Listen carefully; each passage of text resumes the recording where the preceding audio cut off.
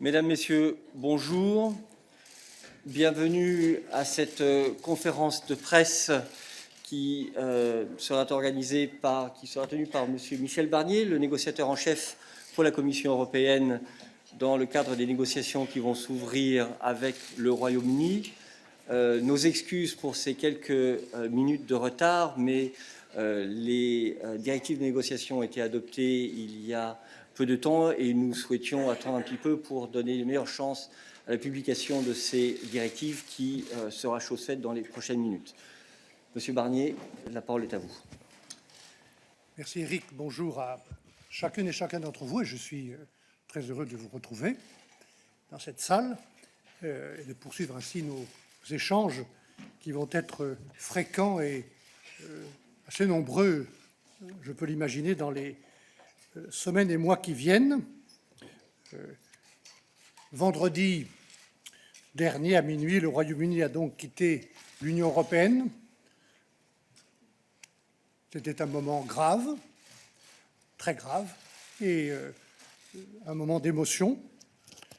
C'est aussi le moment d'un nouveau départ, d'une nouvelle relation, puisque notre objectif est désormais de construire avec ce grand pays, voisin, ami, allié, un nouveau partenariat. Aujourd'hui, dans le même esprit de transparence qui a été le nôtre, qui a été la règle lors de toutes les négociations sur le retrait, nous présentons le projet de directive de négociation, ce qu'on appelle le mandat, sur la nouvelle relation, ce document que la Commission a adopté il y a quelques instants et que vous aurez entre les mains dans les minutes qui viennent. Que vous avez entre les mains, si vous le voulez bien. C'est le mandat que la Commission propose aux 27 États membres de fixer à l'équipe de négociation que j'ai l'honneur de conduire. Nous préparons ce nouveau chapitre depuis un certain temps.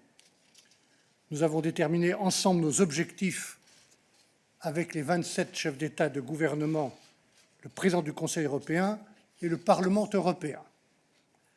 Il n'y aura donc pas pour vous de vraies surprises. Nous l'avons fait en tenant compte des choix du Royaume-Uni. Et je répète que ce mandat ne vous surprendra pas, car il s'inscrit dans le cadre de deux documents essentiels. D'abord, les orientations fixées par le Conseil européen dès le 29 avril 2017 et qui ont été réaffirmées constamment et tout dernièrement en décembre 2019. Et bien sûr, deuxième document très important, la déclaration politique sur le cadre de notre relation future. Je dis très important parce que ce document est un document conjoint, agréé avec Boris Johnson et son gouvernement le 17 octobre dernier. Et c'est ce document qui lui aussi a été approuvé le jour même par le Conseil européen.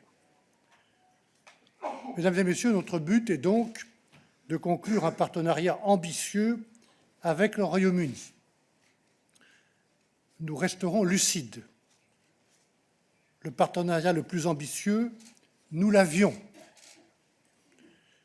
parce que nous étions dans la même union. Et j'ai souvent eu l'occasion de dire que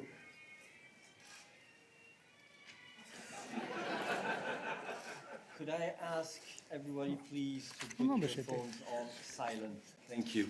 C'est dommage parce que c'était une jolie musique. Hein. This is like a cinema. Moi, je ne fais pas de cinéma. Hein.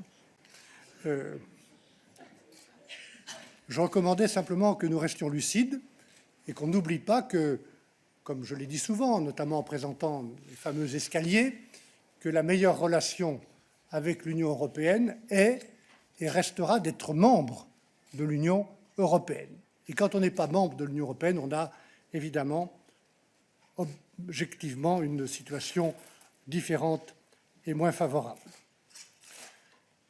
Nous devons maintenant tirer les conséquences des choix réalisés par le Royaume-Uni.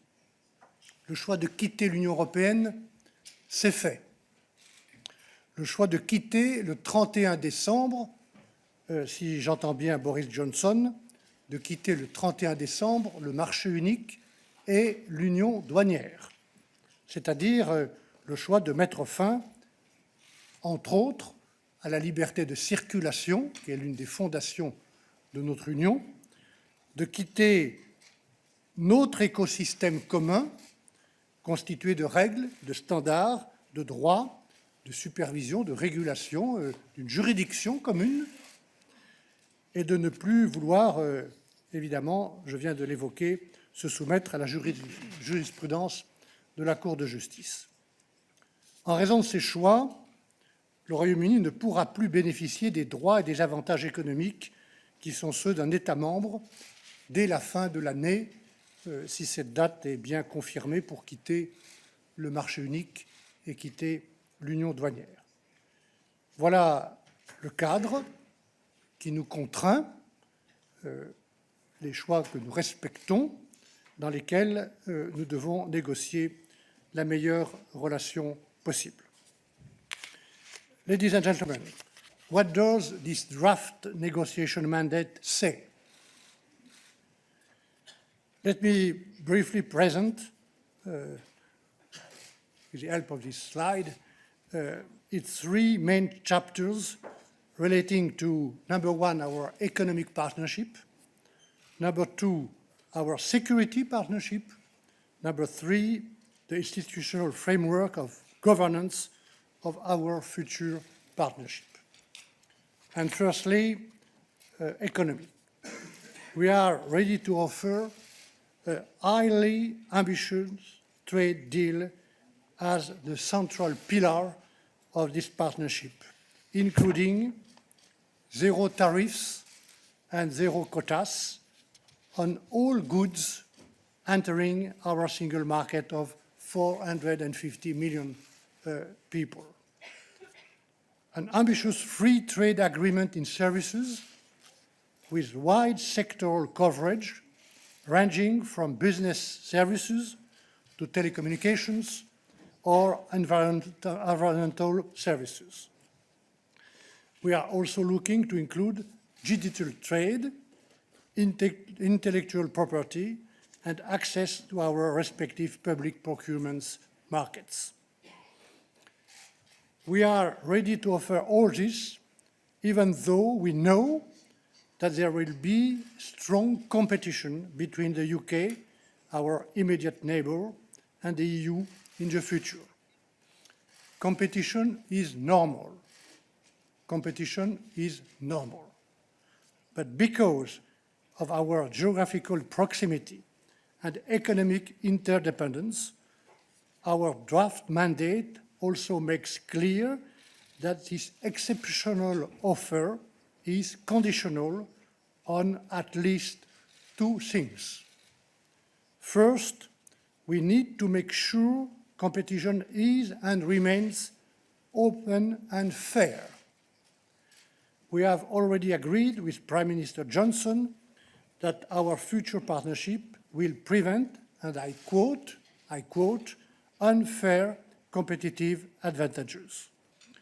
We must now agree on specific and effective guarantees to ensure a level playing field over the long term. That means mechanisms to uphold the high standards we have on social, environmental, climate, tax and state aid matters today and in their future developments. Second, our free trade agreement must include an agreement on fisheries. This agreement should provide for continued reciprocal access to markets and to waters with stable quota shares.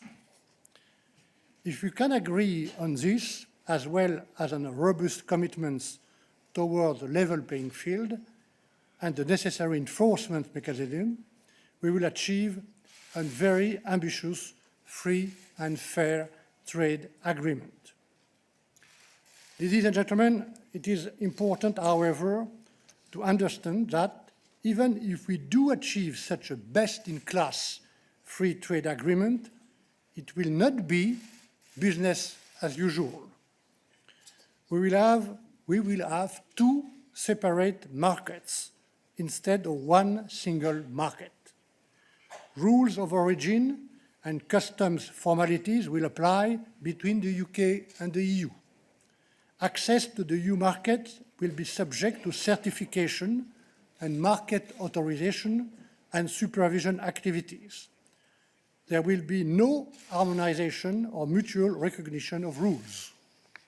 This means, for example, that UK financial services suppliers will no longer have the passporting rights they used to enjoy under Union legislation. All imports of goods or services supplied in the EU will need to comply with the EU rules, be it on safety, health, or other standards protecting our public policy objectives. As a result, goods entering the Union will, for example, be subject to regulatory checks. Ladies and gentlemen, these are the automatic, and if I may say, mechanical consequences of the UK's choices. And businesses must adapt now to this new reality. Of course, where our rules converge, either because the UK chooses to match our standards or, for example, where activities are subject to international regulations that we share, it will be easier for businesses to exchange between both sides of the channel. And as President Ursula von der Leyen said in London that month, the more we'll have common standards, the higher quality access the EU will be able to offer to its markets. But this will be up to the UK to decide. Will it continue to adhere to Europe's societal and regulatory model in the future, or will it seek to diverge? The UK's answer to this question, a key question, will be fundamental for the level of ambition of our future relationship. And the UK must know this. Ladies and gentlemen, we also want our economic partnership to cover many other areas, such as the mobility of people or transport. We will also consider how the UK could continue to participate in EU programs such as Horizon Europe or Erasmus. For this, the EU will first needs clarity on its own multi-annual financial framework beyond 2020. Finally, the EU will consider whether our economic partnership will be accompanied by equivalences of financial services or adequacy of the UK data protection regime. These will be unilateral decisions of the EU. They are no part of the draft mandate. However, they are relevant for the overall future relationship and need to be considered in that light. We will start the assessment work on these areas immediately. J'en viens maintenant au deuxième grand chapitre indiqué sur cette slide de notre futur partenariat, évidemment important, celui de la sécurité. Je veux tout d'abord redire la solidarité européenne à l'égard des victimes de l'attentat qui a eu lieu ce week-end à Londres, dire notre solidarité envers les autorités britanniques. Et cette solidarité ne se marchande et ne se marchandera pas. Le terrorisme reste, nous le savons, une menace terrible dans le monde, tout autour de nous et au cœur même de nos sociétés. La lutte contre le terrorisme, mais aussi contre le crime organisé ou contre la cybercriminalité, exige une étroite coopération entre notre Union européenne et le Royaume-Uni dans le moyen terme et le long terme. Une coopération est aussi nécessaire face aux menaces pour notre sécurité extérieure venant de groupes qui chercheraient à déstabiliser nos démocraties. Face à ces défis, nous pouvons et nous devons pouvoir compter l'un sur l'autre, comme c'est le cas aujourd'hui. Et voilà pourquoi, dans ce mandat, nous proposons de travailler étroitement avec le Royaume-Uni pour garantir à l'intérieur et à l'extérieur la sécurité de nos compatriotes. Nous souhaitons, dans la mesure du possible, mettre en place un cadre permettant l'échange de données ainsi qu'une coopération policière et judiciaire en matière pénale. Comme le prévoit la déclaration politique, nous devons trouver un équilibre entre les droits et les obligations, c'est ce qu'a rappelé il y a quelques instants Ursula von der Leyen, ainsi qu'un équilibre par rapport aux accords que nous avons avec d'autres pays tiers. Je pense ici en particulier aux pays qui ne sont pas membres de l'Union, mais qui sont dans l'espace Schengen et qui acceptent la libre circulation des personnes et qui construisent avec nous, depuis des années, cet espace unique de sécurité. Toute coopération future avec le Royaume-Uni en matière de sécurité intérieure devra, à nos yeux, respecter 3 conditions qui ne sont pas non plus surprenantes. La première, c'est que le Royaume-Uni devra s'engager à appliquer la Convention européenne des droits de l'homme.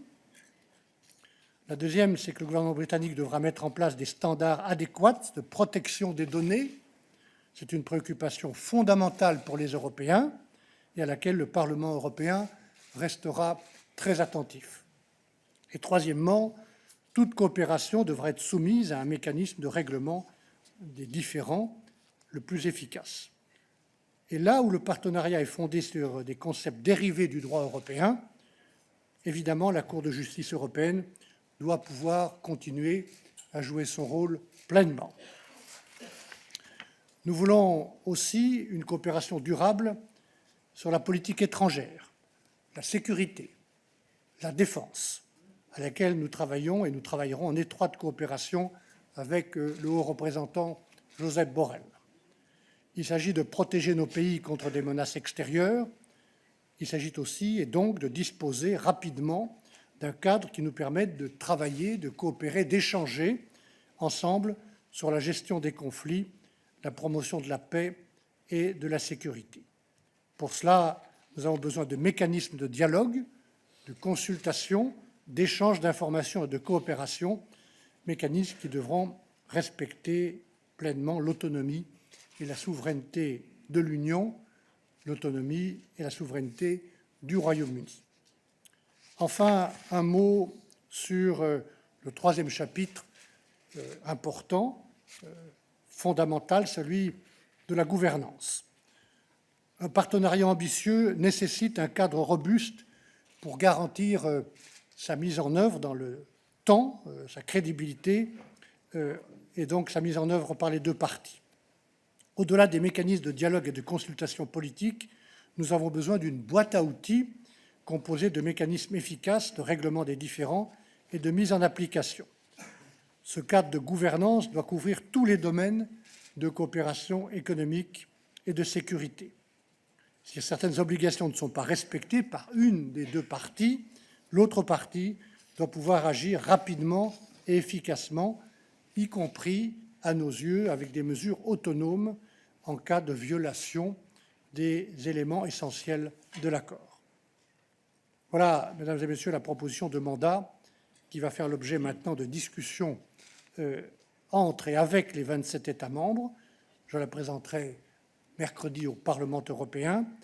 Et dès que ce document, dès que ce mandat sera adopté, je l'espère le 25 février par le Conseil, nous serons alors prêts à commencer immédiatement les négociations avec le Royaume-Uni sur cette base.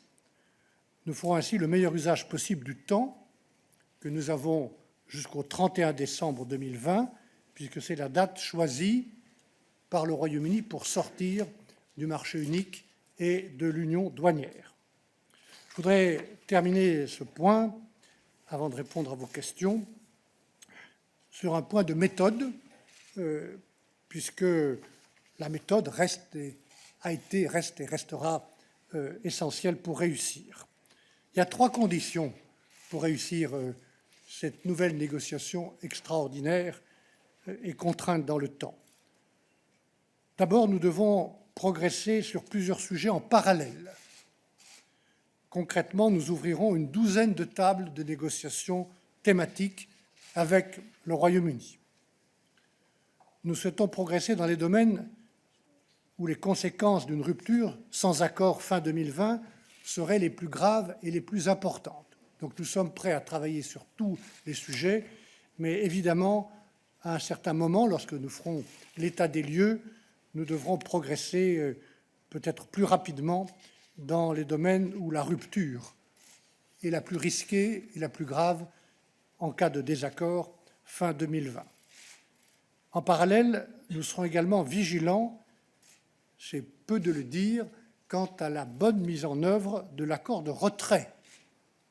Cet accord comporte 600 pages, apporte des solutions, des garanties pour les citoyens, met en place une solution durable et opérationnelle pour préserver la paix et la stabilité sur l'île d'Irlande, prévoit les conditions du règlement financier et plein d'autres sujets. Nous serons vigilants, c'est aussi une des missions qui m'a été confiée par la présidente de la Commission, à la bonne mise en œuvre de cet accord de retrait. Et j'aurai l'occasion, à des espaces réguliers, de rendre compte de la mise en œuvre dans toutes ces dimensions de l'accord de retrait publiquement. Si nous voulons vraiment avancer dans ces négociations, il est important que la confiance et la crédibilité de nos accords soient claires et garanties. La deuxième clé pour réussir, c'est que nous avons toujours besoin d'un niveau élevé de transparence dans toutes ces négociations. Et voilà pourquoi, de notre côté, nous continuerons à travailler étroitement avec, c'est bien normal, toute la Commission européenne sous la direction de l'autorité de sa présidente, Ursula von der Leyen, et en tandem avec tous les commissaires concernés, les services concernés qui seront associés étroitement à toutes les négociations. C'est en particulier le cas du commissaire chargé du commerce, Phil Hogan. Nous continuons à travailler étroitement avec le Conseil européen, le président Charles Michel et les États membres, notamment le soutien du groupe de travail du Conseil, qui est un élément clé de cette transparence et de cette confiance, le groupe de travail qui est chargé des relations avec le Royaume-Uni et auquel nous rapportons sur une base quasiment hebdomadaire. Et bien évidemment avec les membres du Parlement européen sous l'autorité du président Sassoli et en lien avec le nouveau groupe de coordination pour le Royaume-Uni, animé et présidé par David McAllister. J'ai l'honneur d'être négociateur de ces institutions et je continuerai à agir comme tel au service de toutes les institutions et de l'unité des 27. Je continuerai également, peut-être même en intensifiant, à dialoguer avec les parlements nationaux dans chacun des 27 pays de l'Union, à écouter toutes les parties prenantes, les syndicats, les stakeholders, les représentants professionnels, pour veiller à un équilibre de tous les intérêts représentés. Et puis, comme nous l'avons fait tout au long de la négociation sur le retrait, nous publierons régulièrement tous nos documents de négociation. Et puis moi-même, si vous le voulez bien, je vous tiendrai personnellement informé de ces progrès, je l'espère, à la fin de chaque round de négociation. La troisième clé, c'est que nous voulons négocier dans un esprit de respect mutuel et de professionnalisme. Ce sera dans tous les cas mon attitude et celle de mon équipe. Je voudrais peut-être montrer cette équipe, si on peut appuyer sur la... Voilà. C'est important de savoir le visage des hommes et des femmes qui animent cette équipe. J'espère que ça viendra. Cette équipe est animée à mes côtés par deux nouvelles responsables de très haute qualité, Clara Martinez, mon adjointe, qui est ici, et Paulina Dejmek, qui se trouve d'ailleurs devant le groupe du Conseil en ce moment. Vous les connaissez, et elles seront aussi disponibles pour les dialogues que vous souhaiterez. Et je veux simplement observer, parce que j'ai une pensée pour elles, que ce nouveau tandem de femmes fortes et compétentes remplace un autre tandem de femmes fortes et compétentes, Sabine Veillante, qui est aujourd'hui directrice générale du commerce, et Stéphanie Rizzo, qui est aux côtés de la présidente comme la chef adjointe de son cabinet. L'une et l'autre, d'ailleurs, ne sont pas très loin, vous le comprenez, des négociations post-Brexit. Comme lors des négociations précédentes, avec mon équipe, nous négocierons de bonne foi. Au nom des 3 institutions de l'Union européenne, nous négocierons pour défendre et faire avancer les intérêts de l'Union, les intérêts de ses États membres, de ses citoyens, de ses entreprises, de ses chercheurs, tout en essayant de trouver des solutions qui tiennent compte, comme je l'ai toujours fait, des choix britanniques. Enfin, je formule l'espoir sincère que chacune des 2 parties aborde ces négociations comme doivent le faire des amis et des partenaires, et dans le respect, permettez-moi de terminer sur ce point, d'un calendrier de négociation très exigeant que nous devrons respecter dans toutes les étapes qu'il comporte et qui sont indiquées sur cette dernière slide.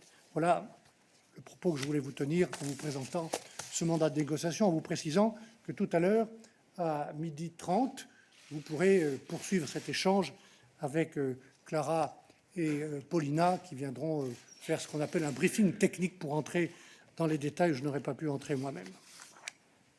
Je suis à votre disposition. Merci, Monsieur Barnier. Nous allons commencer avec une question ici sur la gauche. Hi, Francesco Guarascio, Reuters. Mr. Barnier, can you elaborate a little bit more on what you said about the mechanism to uphold high standards on social and environmental state aid? Does that require an alignment with the EU rules? And is this alignment a precondition for quota-free and tariff-free trade? And also, would you say that a Canada-style deal is your goal and could be achieved by the end of the year, by October? Thanks.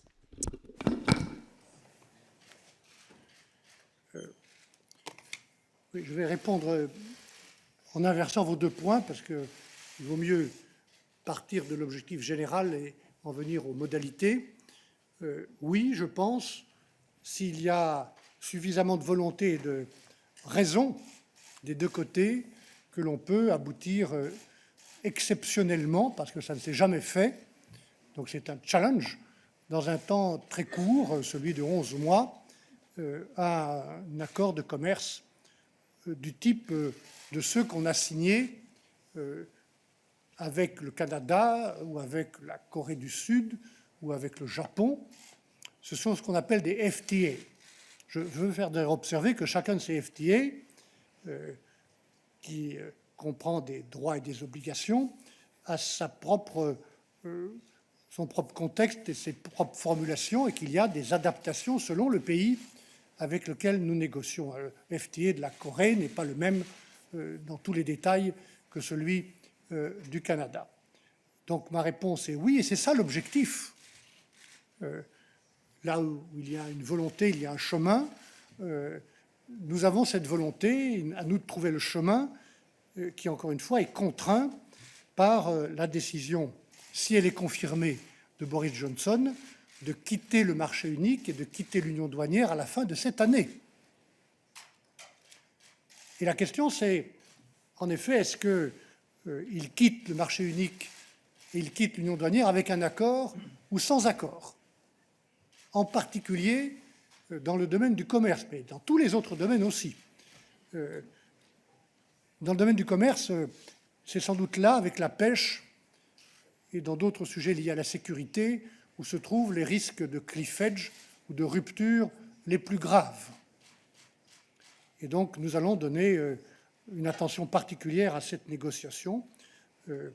Et vous parliez du modèle Canada, j'ai parlé des autres modèles de FTA, parce que quand on tient compte, et nous en tenons compte des lignes rouges britanniques, évidemment, on aboutit c'est mon fameux escalier, à ce modèle-là de coopération économique et pas à un autre, même si tous les autres modèles restent évidemment disponibles si on avait plus d'ambition.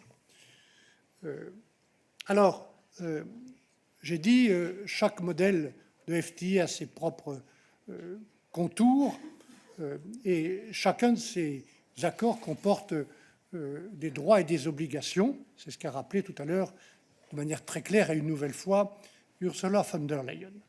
Et dans les exigences que nous posons, il y a évidemment la question du level playing field. Je veux dire à ce sujet qu'il n'y a pas de surprise. Il ne peut pas y avoir de surprise du côté britannique, si on est de bonne foi, puisque dans le texte de la déclaration politique, je vous invite à le relire, c'est plus facile à relire que le traité de retrait, c'est quelques dizaines de pages, il y a des phrases extrêmement claires dans les objectifs et les principes du partenariat économique sur les marchandises, où il est question de level playing field, et il y a même un chapitre entier consacré à la description de ce level playing field et l'objectif d'une fair and open competition. Et dans ce texte, il est écrit par Boris Johnson et par nous et par Boris Johnson, que l'on s'attachera à empêcher ou interdire des distorsions de commerce et toutes unfair competitive advantages. Voilà. Donc c'est ça dont il s'agit. Et franchement, il n'y a pas de surprise.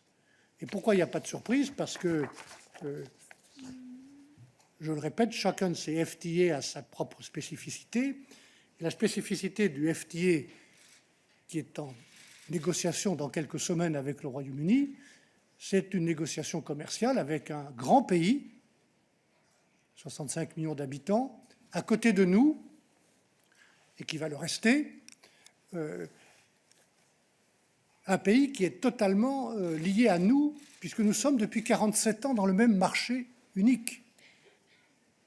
Et comme je le dis quelquefois, pour la première fois dans notre histoire commerciale, qui est longue, nous avons plus de 60 FTA ou accords de commerce, c'est la première fois que nous allons négocier dans un contexte où il s'agira non pas d'encourager la convergence des normes et des standards pour faciliter le commerce, il s'agira de maîtriser la divergence et d'éviter que la divergence que les Britanniques veulent acquérir ou retrouver, nous respectons cette volonté, que cette divergence ne devienne pas un outil de compétition unfair ou créant des avantages ou des désavantages compétitifs contre l'industrie ou l'économie européenne. Voilà. Ne me demandez pas de rentrer dans les détails de ce que sera ce mécanisme, ça va être l'objet de la négociation, mais nous allons être extrêmement attentifs et exigeants sur la qualité, la crédibilité de ce mécanisme de level playing field pour les raisons que je viens d'indiquer et qui seront la clé pour ouvrir de manière très ambitieuse et très forte, zéro tarif, zéro quota, je l'ai rappelé, nos marchés et également le secteur des services. Pascal.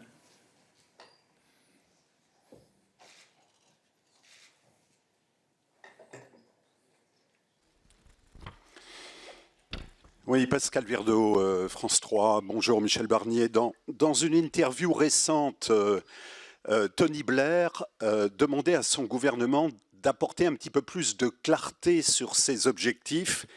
Et notamment, il affirmait que le droit théorique de diverger est différent de la décision pratique de diverger.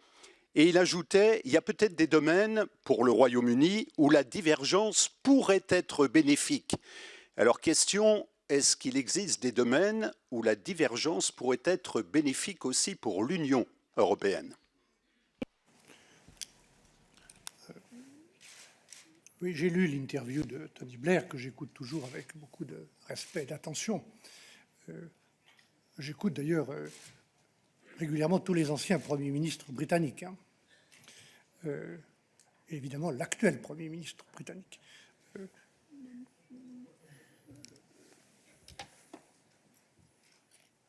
Nous ne demandons pas d'alignement. Je sais que ce mot est une sorte de chiffon rouge au Royaume-Uni. Je ne le prononcerai donc que très peu ou pas du tout. Moi, ce qui m'intéresse, c'est la cohérence. Et évidemment, si l'on demande, comme je l'entends du côté du Royaume-Uni, un accès très large au marché de 450 millions de consommateurs européens, 450 millions, zéro tarif, zéro quota, ça ne se fera pas pour rien ou dans n'importe quelle condition. Nous sommes partisans du libre-échange, nous ne serons pas naïfs. Et donc, probablement, il y a des domaines où les Européens garderont leur marge de divergence, mais si vous me permettez, Pascal Verdeau, plutôt pour tirer les discussions vers le haut. Est-ce que c'est le moment, dans le monde où nous sommes, compte tenu de l'inquiétude, parfois de la colère sociale qui s'exprime un peu partout, y inclut dans certaines régions britanniques, et françaises ou belges ou d'autres régions d'Europe, est-ce que c'est le moment de tirer vers le bas en utilisant la compétition réglementaire pour baisser les normes, les standards qui protègent les consommateurs, protègent l'environnement? Moi, je ne le crois pas. Donc, nous savons bien qu'il y aura de très larges chapitres où, d'un côté l'Union européenne, de l'autre côté le Royaume-Uni, garderont cette capacité de divergence. Ce qui m'intéresse dans ce cas précis, puisque c'est de la négociation elle-même que je veux parler, c'est de voir, s'agissant des produits, il y inclut les produits agricoles et de la pêche, qui entreront sans quota et sans tarif, si nous aboutissons à ce bon accord, de voir que ces produits et ces marchandises entrent dans des conditions loyales de compétition avec nous. Et donc, je pense par exemple à la question des aides d'État. Voilà un domaine où, légitimement, on peut, d'un côté ou de l'autre, créer de la compétition inéquitable, immédiate. C'est d'ailleurs pour ça que nous avons des autorités, une autorité, celle de la Commission européenne, pour vérifier les règles de concurrence. Voilà ce que je peux répondre à cette question. Jim.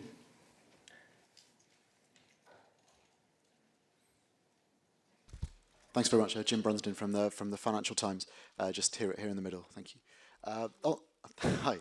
On the role of the European Court of Justice in policing any future relationship agreement, this is obviously a red line for the UK, despite the fact it's mentioned in the political declaration. What exact role do you foresee for the ECJ here? Why is it so important to the EU to have it? And how do you justify this in a free trade agreement model? I mean, there isn't a big role for the ECJ in the Canada deal, for example. Oui, mais excusez-moi de vous dire que dans le partenariat que nous imaginons, il n'y a pas que le commerce, Jim. Il y a plein d'autres sujets. Je pense aux questions de sécurité, en particulier. Et nous voulons, dans tous ces domaines, une coopération forte. Et si je prends la question de la sécurité intérieure, qui touche à la sécurité des citoyens, ensemble, alors on voit bien que travailler ensemble sur la sécurité intérieure avec les Britanniques exige des échanges de données, et notamment de données personnelles, et parfois très personnelles.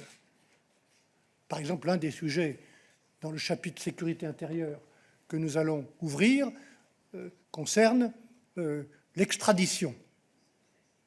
Qu'est-ce qui se passe pour le mandat d'arrêt? Concerne, par exemple, le système Prüm, qui touche à des informations concernant l'ADN des citoyens. Tout cela doit se faire en ce qui nous concerne, en ce qui concerne les citoyens, et les citoyens européens dont je serai chargé de défendre les intérêts et la sécurité. Concerne des données très personnelles et doit se faire en ligne avec le droit européen. Et c'est là, par exemple, c'est un exemple très précis que je vous ai donné, où nous pensons que c'est durablement à la Cour de justice européenne de dire le droit européen et de le juger. Voilà. C'est aussi vrai, un autre exemple, pour un point de négociation avec les Britanniques sur le PNR, hein, la protection et le contrôle des passagers aériens. Tout ce qui touche à la sécurité des citoyens et tout ce qui, de manière générale, dans cette négociation, touchera de près ou de loin au droit européen, fera l'objet pour nous d'un recours à la Cour de justice.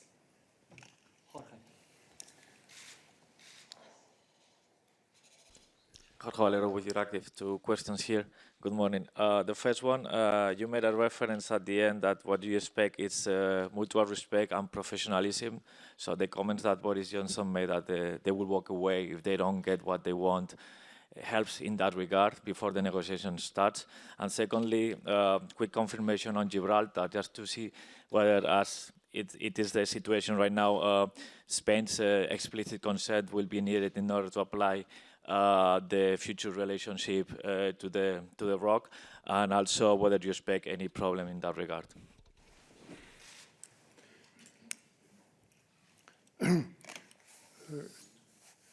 Je vous ai dit que j'écoutais attentivement le Premier ministre britannique, Boris Johnson, pour lequel j'ai d'ailleurs beaucoup de respect et avec lequel j'ai toujours eu une relation très, très directe et très franche.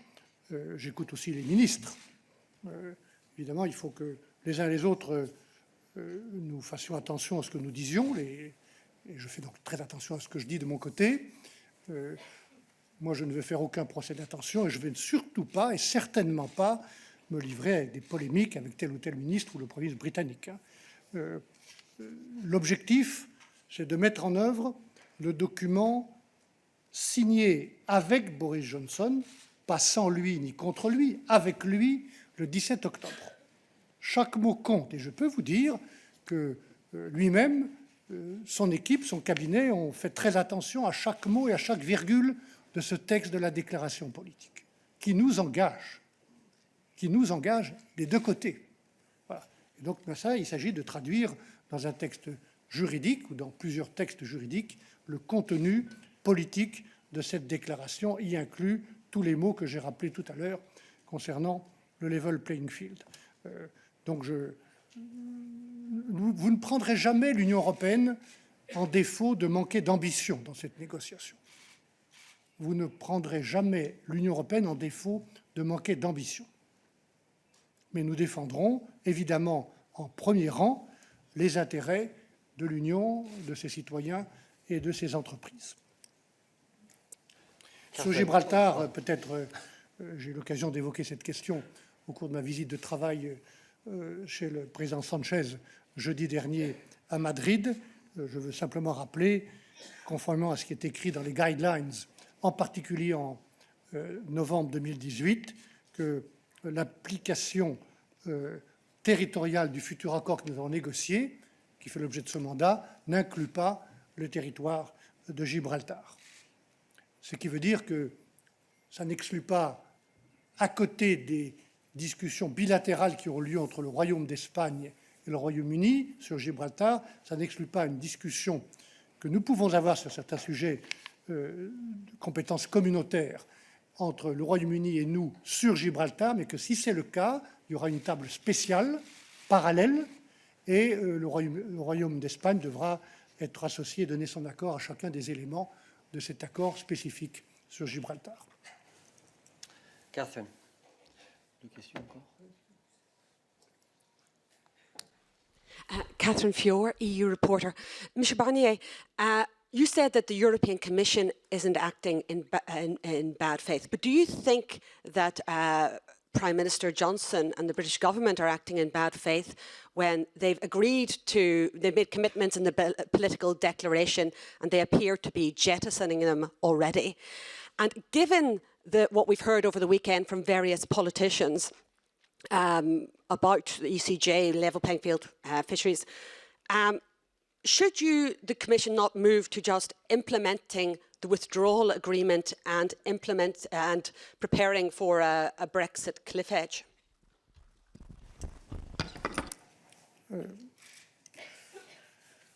Alors, 2 points. Je redis que, quelle que soit l'ambition du résultat que nous atteindrons à la fin de l'année et puis dans les négociations ultérieures, puisque pour tout faire, il faudra plus de temps que 11 mois, ça ne sera pas business as usual.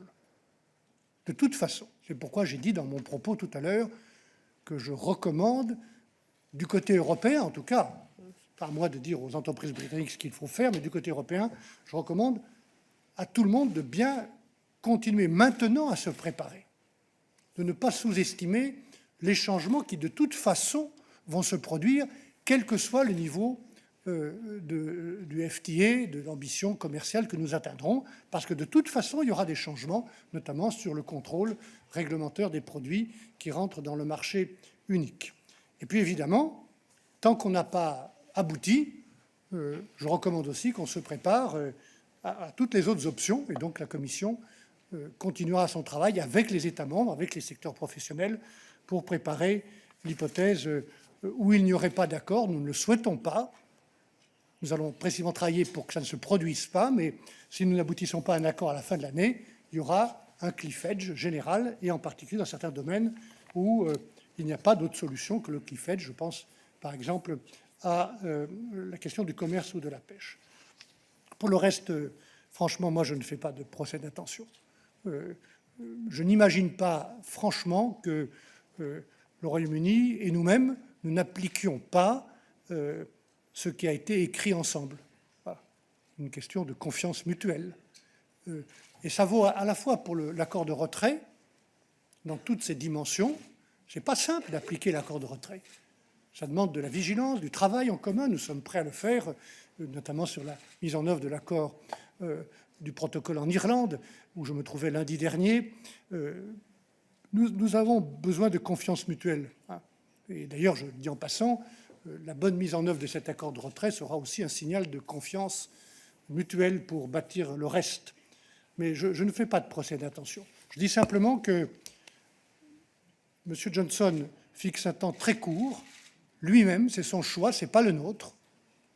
On pourrait imaginer une prolongation de la transition, mais si je le comprends bien, il n'en veut pas. C'est lui qui fixe le moment où le Royaume-Uni va sortir du marché unique et de l'union douanière. C'est lui. Donc dans ce temps très court, nous devons progresser, nous devons avancer, nous devons réussir. Et je recommande vivement, pour réussir, qu'on ne commence pas par marcher à reculons.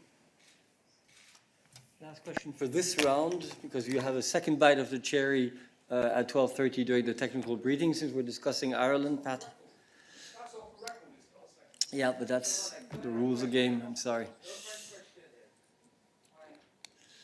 Patty. Paddy Smith, Irish Times. I want to come back slightly on what you've just said, because I wanted to ask you about the relationship between the non-implementation of the withdrawal agreement, should that happen, and the negotiations that are going on in the future relationship agreement. Mr. Johnson in particular has repeatedly said that he doesn't see any need for any controls on the Irish Sea for goods passing across the Irish Sea and therefore entering the European market. If he doesn't make any preparations for controls and continues to insist that controls will not be necessary, will there be an effect on the negotiations on the future relationship?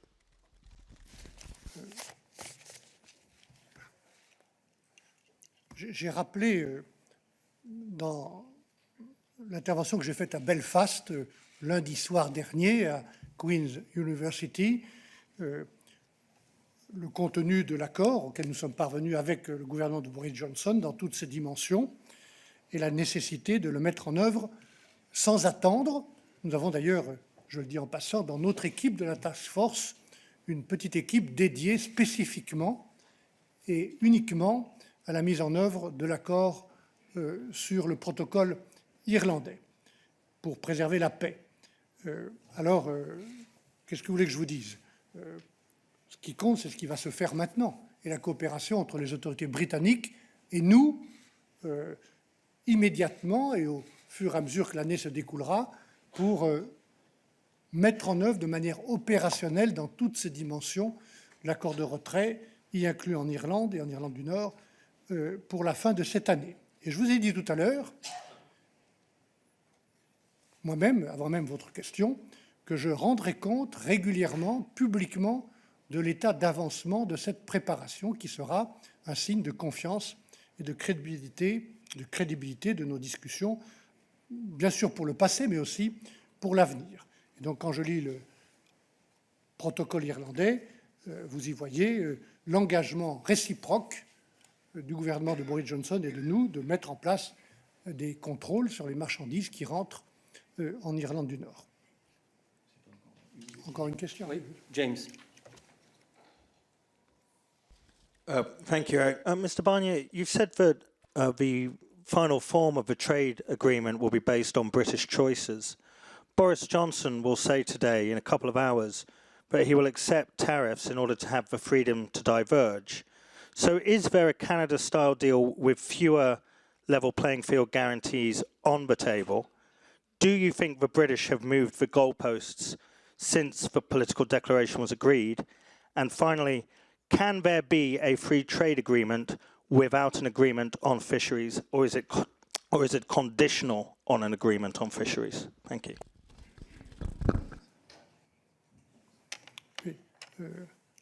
Ce sont deux questions différentes. Hein. Même trois, d'ailleurs. Hein. C'est assez habile de votre part. Hein.